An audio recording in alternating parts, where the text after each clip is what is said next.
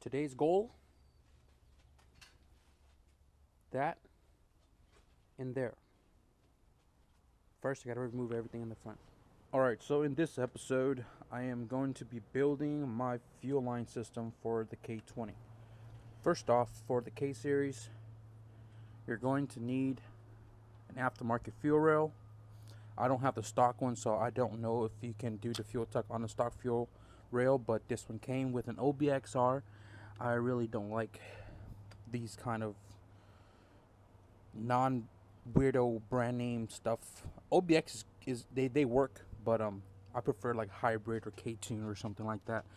Trustworthy companies that I at least experienced myself to know that they work and not leak. So aftermarket fuel rail. And now the aftermarket fuel rail is gonna give you a couple open ports, so you have one on the side, one on this side, one on top, and then a couple ports for like fuel pressure gauge or something like that. And then you're gonna need an external fuel pressure regulator, and I have this eBay one that came with the motor, so I'm gonna use this until I can afford like an aeromotive or something, but that'll work for now. Now I've mounted this right here because it was convenient for my return line for the EF and DAs. They're right here in the corner. It actually sat here, but mine goes on the bottom, so with the length of this return, it goes straight into the regulator sitting right there. Now for the EF and DA, same thing. The fuel line came out right here, but mine's on the bottom of the heater hose port, and mine is already converted to a -6 feed.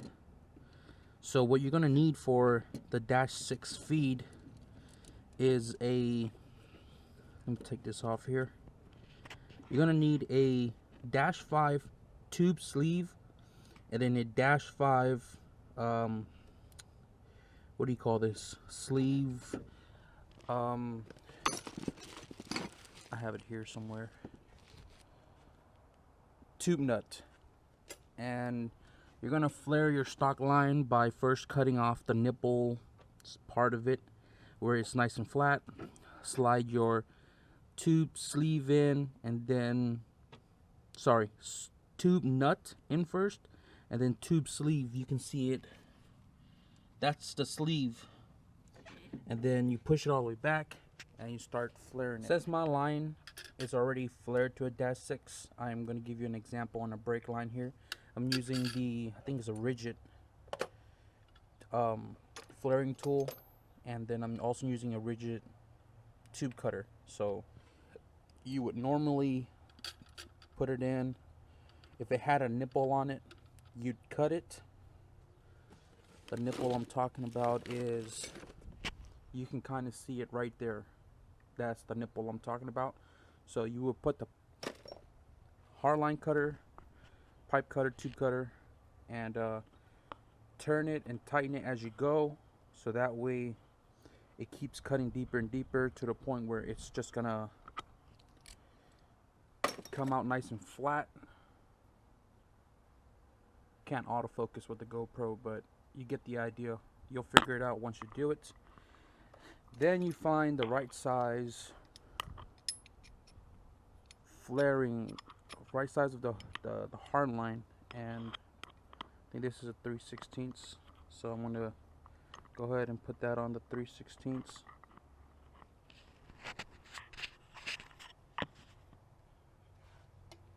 You want to kick it out a little bit out of the flat of the top, a little bit.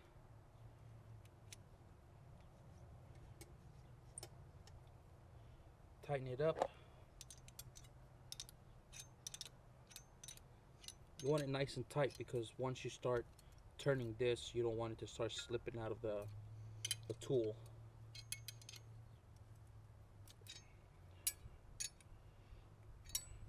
So once you have it all nice and secured, take the flare tool, put it on just like that, and you start flaring. Now remember, the tube nut goes in first, then the tube sleeve, then you start flaring it. Turn this until it stops. give it a couple tugs.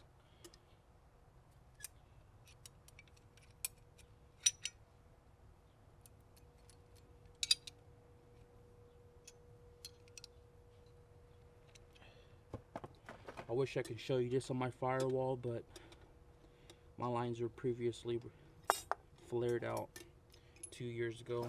So now you can see how it's all nicely flared out like that. And that is flared for the way the and fitting is, how it's flared. So that part that was expanded would sit flush on that and fitting. And fitting. I didn't flare the return side because it was complicated to put the tools on the hard line sitting right here. Unless you pull it inside and flare it inside, then you can do that too. But mine just has a hose on it. Hard line is pulled inside, and it's connected here to the very bottom of the fuel pressure regulator. It's not an actual and fitting on here. It's a tube or a hose sleeve or a dress-up sleeve, kind of like this one. Hose end clamp with the looks of a and fitting, like this one. So you would normally plug it into the barb and then hose clamp it how you normally would, but has the look of an and fitting. So that's that for my return line. So now you would have to plan out your fuel line routing, how you want it to go into the fuel rail, which way you want it to go. You can have it come in one way, come out the other way, or you can have it come out one side, block one side, go to fuel rail, in can come through here to the fuel rail, and then return. There are endless ways to do it, so plan it out. If you have fittings and lines, stuff like I do here from previous fuel tucks and stuff, then you know, try to route it with whatever you have going on here like I'm doing, or plan everything out, mark it all down, draw a picture, and then submit racing for the win, buy your fittings there, and start plumbing it. Forgot to mention, you're gonna need a fuel filter coming from the feed line, and it has to be on the feed line, obviously, because it's coming from the tank. You need to filter it, and then it'll go wherever it needs to go, to the fuel injectors, so on and so forth, and then return to the fuel tank. But definitely a fuel filter coming out of the line for the fuel feed. So don't forget a fuel filter. Alright, well, so I already got my fuel lines planned out using whatever I have in my box, so I don't have to buy anything. This fuel rail already came with a fitting here. I don't exactly know what the thread pitches into the fuel rail, but it is a -6 coming out. And I'm using a straight to hose end. I'm gonna plant that there, and then what I'm planning to do is the hose is gonna come from here, and then it's gonna loop around to the regulator, and then I am going to put one of these hose clamp ends into that. I'm sorry, I'm writing down on my GoPro. Listen to all the drools.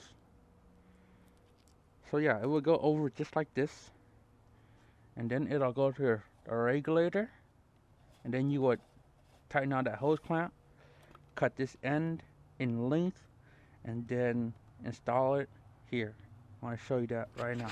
Alright, so to make the building of a fuel line easier, depending on the size of the end fitting you're using, make sure you have the wrench for it.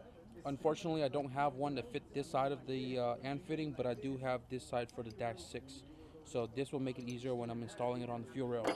So I'm going to build this line that I just measured up for the fuel rail to the fuel pressure regulator. And they also have a specific tool that you put on your vice grip where it would clamp and then compress these two together and so on and so forth, but I don't have that either. So I'm pretty much just going to, you normally want to clean this up right here, because this is what's going to kind of make it hard to get into the sleeve of the end fitting. So without the correct tools, I'm just going to shove it right on there. Twist, twist, and twist. Keep twisting until that hose gets all the way to the very top of the threads.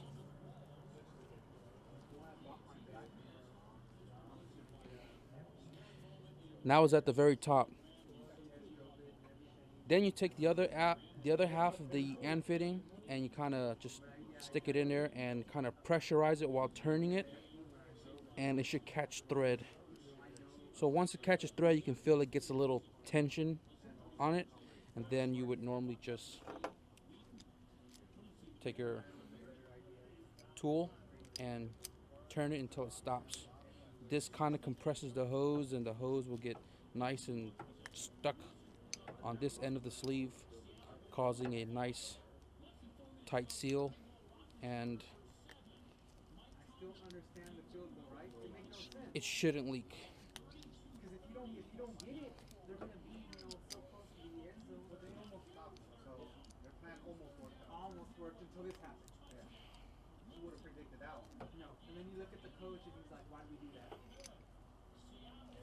Gets really tight. If you can get a monkey wrench, hold it on this side and then keep turning until that is kind of somewhat closed gap, and you should be ready to do the other end.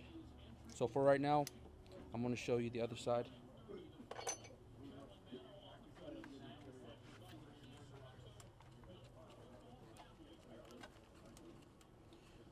So here we have dash 6 in, and now we're going to measure how far I'm going to need it to go to the fuel pressure regulator. So I'm probably going to guesstimate with a little bit of slack right here, and then I would use a grinder to cut it straight across, insert the sleeve, and then put it on, tighten up the worm clamp, and that should be one of your lines.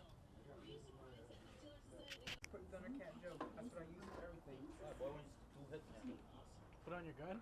I don't have a head cam. Well, I gotta use both my hands. Oh, the Black Friday deal was $8.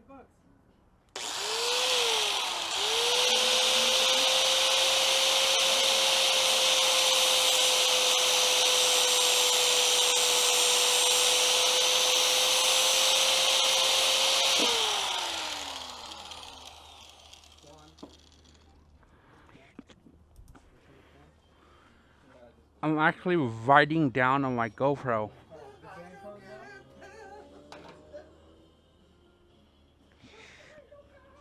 damn, that guy's dirty. Who does that at work without putting a napkin under your burrito? Alright, so you would normally use electrical tape. What? I don't have electrical tape, and I'm hella drooling. But so I cut it nice and flat, and then all the nylon is actually not all frizzy.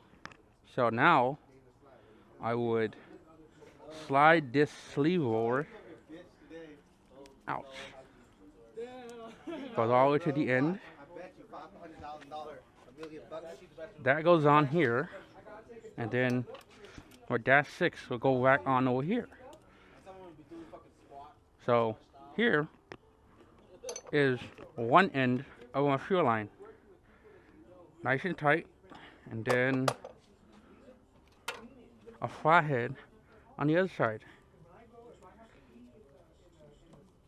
Ouch.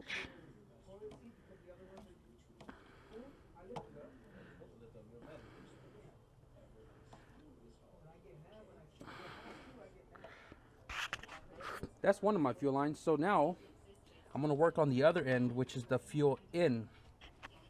The one down here around to my fuel rail.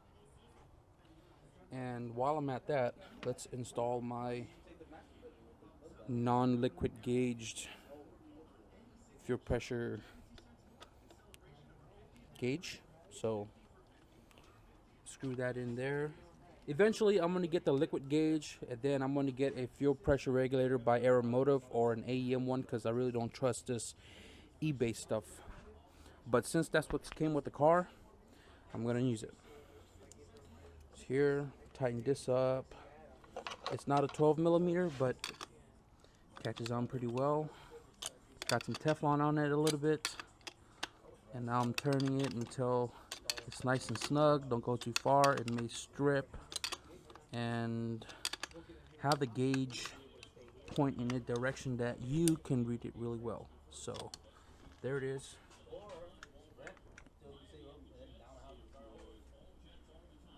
Next, so the other side here on the fuel feed, I had a -6 to a -6 female 90 degree. That goes from my fuel feed right into my fuel filter. It's going to go right in between my brake lines. But I'm going to try to make sure that it does not rest on my brake lines. So I'm going to adjust it to where it's free floating and tighten up the 6 here.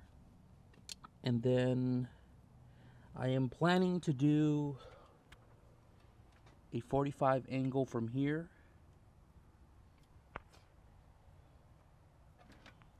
Like so.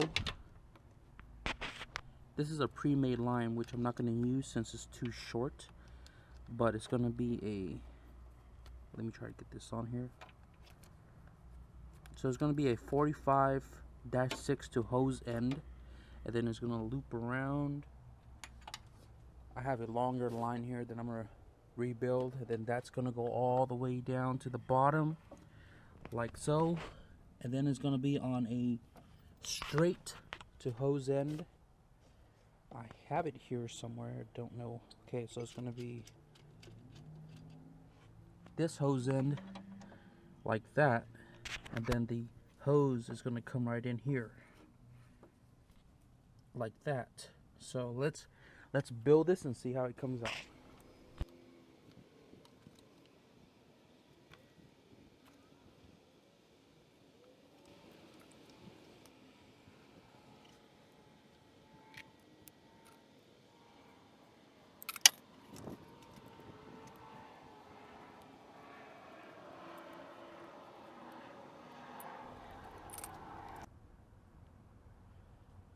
So here, I've already done the 45 on one end, and now you would have to run it, see how long you need it, and how much you have to cut.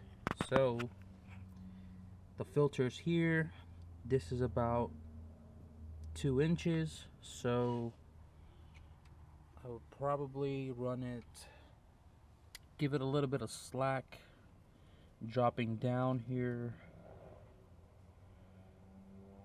Probably, well, there goes my fitting, probably about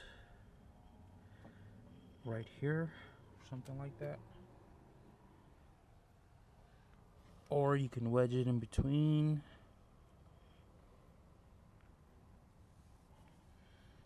Down, around, probably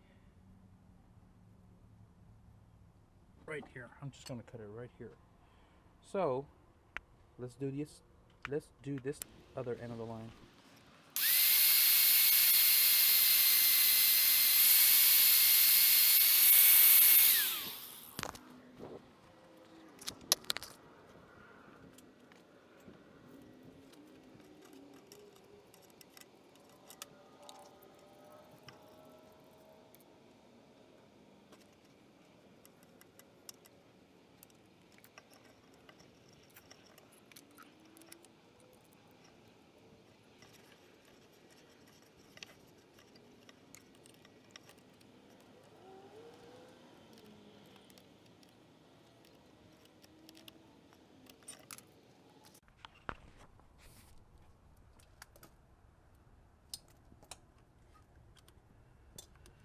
.45 on.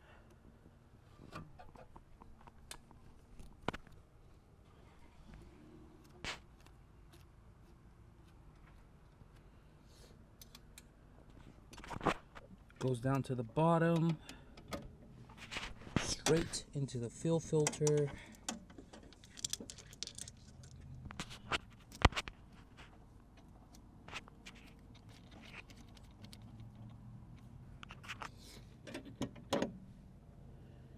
And that's gonna sum up, that's gonna sum up my fuel line. Alright guys, so I finished up my fuel line system, and I think I am pretty set to how this is being ran right now. So going back here, we have the stock hard line that came from the top hole to the bottom. It is a -5 sleeve, tube nut sleeve, and then a -5 tube nut. Put that into the hard line, flare the line, and then I have a transition -5 to -6, and then I have a -690 to -6 fuel filter. This is a Downstar fuel filter from a previous kit, and make sure you have a filter in your feed line before the fuel rail. Then you have a -6 to hose end -6 straight all the way into a 45 hose end with a -6 into the rail. Coming out of the rail is a -6 straight to hose end with a -6 hose that goes into the regulator, and then goes to the return line back to the tank. So that sums up my fuel line system, and I hope that this kind of helps you and give you an idea of what to use and what lines to run and so on and so forth. -6 is common size for fuel tucking. If you check out Downstar or Chase Bay or Wire or whoever that's out there, they use -6. And I hope this video helps the case here, guys. On, you know, it's been done many times, but this is how I did mine for specific EF chassis. So like, share with the K20A community or any of your K20A buddies, and be sure to subscribe. Enjoy.